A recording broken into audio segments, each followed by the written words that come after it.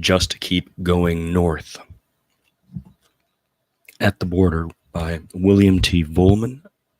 This is in Harper's magazine last month. It begins with an entry from last November, 11/16 of 2018, in the guest book of a migrant shelter in Tucson, Arizona.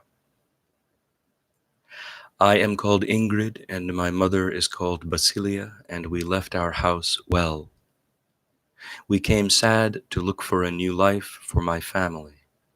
One risked life boarding the buses and the train fighting to reach the border. There are persons that treated us well and others bad when they delivered us to the line. There were Mexicans that were telling the police how the Guatemaltecos came. I asked God why he had not come, because that is my dream, to go there. This guest was from Guatemala, Ingrid, and her mother Basilia, writing in a guest book of a migrant shelter in Tucson, Arizona last November. Okay? Part 1, an introduction to border protection. On February 5th of 2019, this year, the President of the United States, a certain Donald Trump, in his State of the Union speech, warned of migrant caravans and accused Mexican cities of busing migrants to the border to bring them up to our country in areas where there's little border protection, close quote. Wishing to see the border for myself, I decided to visit Arizona, where my ignorance of local conditions might save me from prejudgment.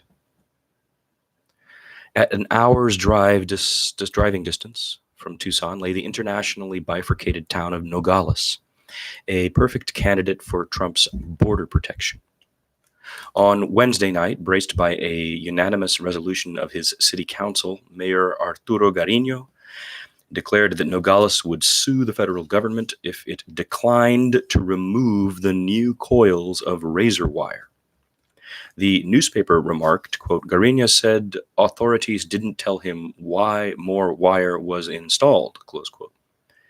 Maybe they mistook him for a Mexican.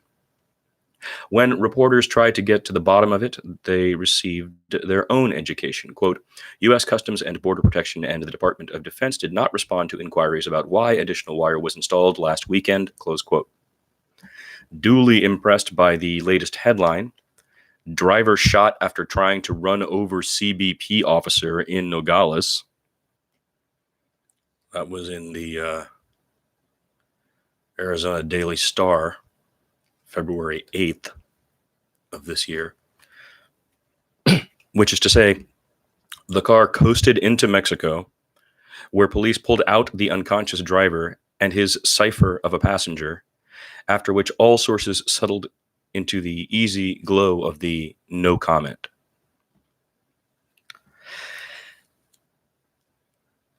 I saw on the Arizona side those bright, precious, new minted coils of razor wire shining in the street light as beautifully as if they had been cast from Mexican silver. Sometimes they appeared pure white. They caught the light in such a way that they almost seemed to crackle or vibrate. Behind them ran various ugly metal graynesses with black slats of night between them. I waved at a little boy who was in Mexico, and he waved back.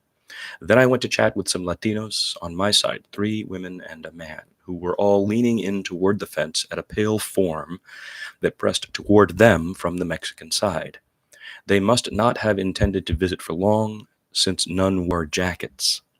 The youngest woman, black braided, who occupied the narrow white curb at the base of the wall, her companion stood in the street, was shivering and clasping her hands across her belly as she bent toward Mexico to her left.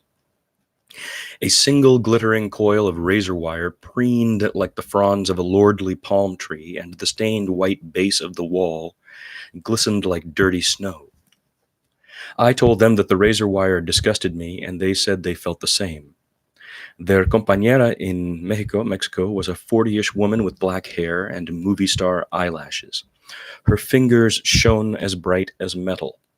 On her side of the wall, I now perceived a smiling, black-eyed girl child who pressed her spread fingers against the wall. In my halting Spanish, I asked if I could photograph her, and she nodded, her smile widening until I could not tell whether it was strained. And that, I suppose, remarks the thing to remark upon is that there are dozens of photos in this piece. I'm not going to be able to go find each person and give you the corresponding image, but I would recommend you look at the piece because he took all the pictures himself, I believe. Yes. So he asked her, and her smile widened until I could not tell whether it was strained, Now, where were the hordes we were supposed to worry about? The newspaper had alerted me that, quote, a caravan of 1,600 Central American migrants was surrounded Wednesday by Mexican authorities in an old factory a short distance from Texas, where they hoped to seek asylum even as U.S. authorities sent extra law enforcement and soldiers to stop them, close quote. But this cold, dark sector was silent. Then, from the port of entry, silhouettes were born.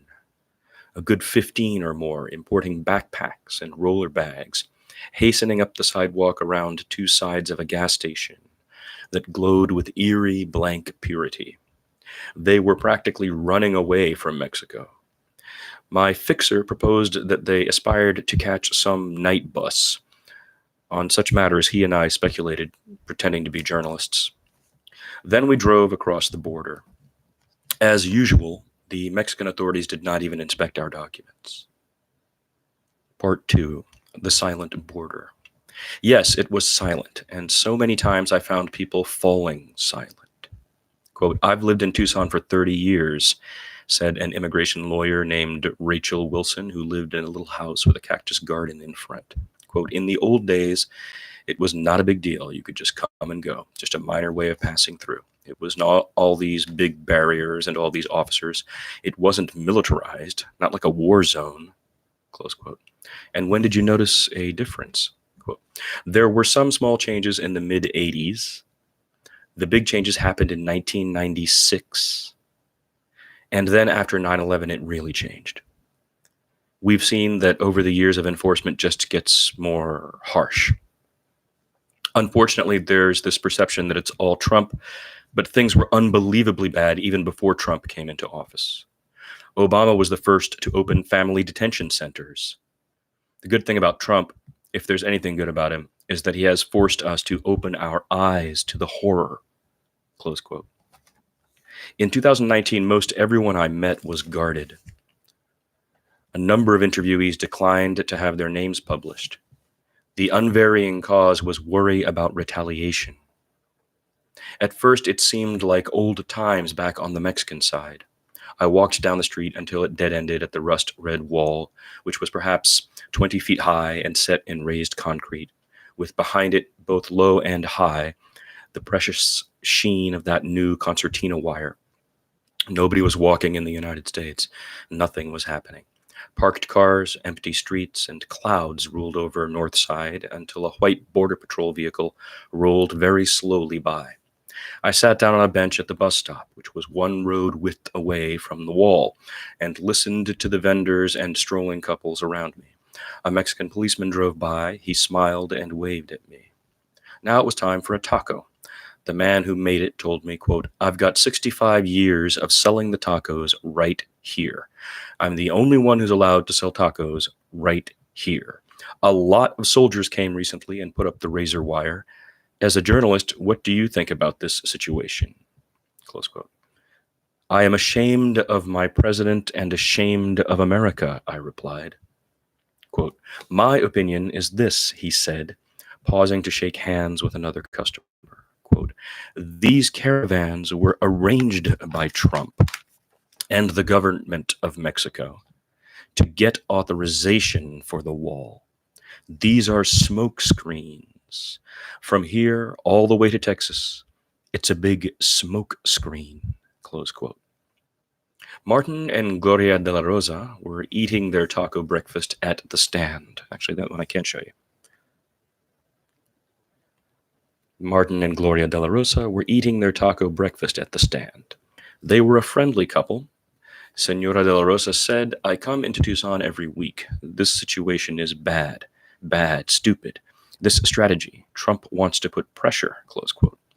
Her husband wore a white sombrero. He smiled at me when I took their picture, which to my mind gained in local color from the presence of the wall just behind them. Of course, no border patrolman would go on the record about anything anymore, not even the weather. That was why I asked the fixer, who was sweetly brash, to go and jibber jabber with those individuals, questioning and marveling at everything while I sat discreetly in the car. For their counterpart, consider the Mexican policeman who proved quite willing to speak to my laptop, but not to my recorder. He posed for a picture but covered up his face for fear of local bad people, who from context could have been either the very few migrants whom he considered violent and dangerous, or the border thugs called mafias. I reminded him that the name tag on his chest still showed, so he covered that with his hand. Concerned about retaliation from judges in the Arizona municipality of Eloy, which will figure at the end of this story, an American lawyer allowed me to quote the following only if its source stayed nameless. Quote, the majority of the cases that I've seen in Eloy are simply hopeless. You argue your heart out and you can't get them out, or you get them out on huge bonds. The Eloy court is just a black hole of justice. The Florence, Arizona court is more reasonable. I had a client who crossed legally with a visa. She was the victim of a car accident and called the police and was detained and taken to Eloy. They required her to post a $15,000 bail. The bail bond company put on an ankle monitor she had to pay for a year and a half. Now she's a legal resident, but she had to spend a month and a half in detention. Most of the clients I can't get out. Judges talk about me behind my back. I believe that my fear of retaliation is real. Close quote. And consider the kind old man named Scott who volunteered for a certain faith-based organization in Tucson. He said, quote, we've had just strange kinds of games played that I think are political, that ICE, that's Immigration and Customs Enforcement, has been involved in. Back around the first of this year, we had capacity in our shelters, but ICE wasn't bringing them. They were dropping them again at the bus station because the person who operates our shelter has a close contact at the bus station. They called her and said, quote, we have these 50 people or 75 people that have no idea what to do. ICE just dropped them here.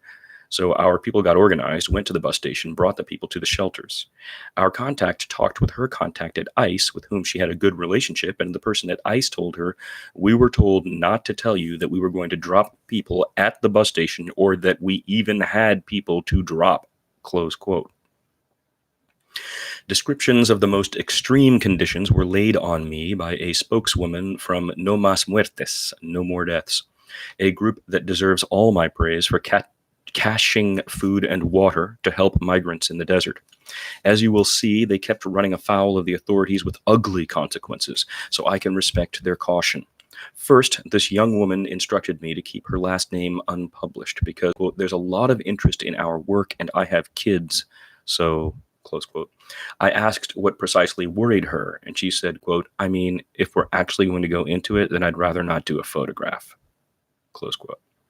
So I next agreed to leave my camera in its holster in exchange for the following explanation, such as it was, quote, I think it's mostly just that we're in a really politically divided and heightened time. I believe in the border work that we do, and I just think it's a reasonable precaution. We're definitely on the radar of some white supremacist groups nationally, and I just prefer to. We are a mostly volunteer organization and definitely believe in our mission, and I think it's useful to focus on the work we do and not specifically on any one member of the organization, close quote. After the interview, she emailed my fixer asking that the, quote, explanation not be published either. By then, I had had enough. Respecting her fears, I will at least refrain from printing her first name and any description. There is a footnote to that section. I want to find where that was, but it says, needless to say, ICE looks on the sunnier side of this question. Quote, the agency makes every effort to assist in placing family units with NGOs and faith-based organizations. However, when they cannot assist, we offer a courtesy ride to the nearest transportation hub to assist them in getting to their final destination, close quote. A spokeswoman for the agency wrote in an email. Samuel and Antonia is the name of the next section, but we're going to stop and pause here because it's kind of hot, and this has been 15 minutes. We are reading William T. Vollman's accounts from the border. Just Keep Going North by William T. Vollman in last month's Harper's Magazine, and this is the end of part 1. I'll be back with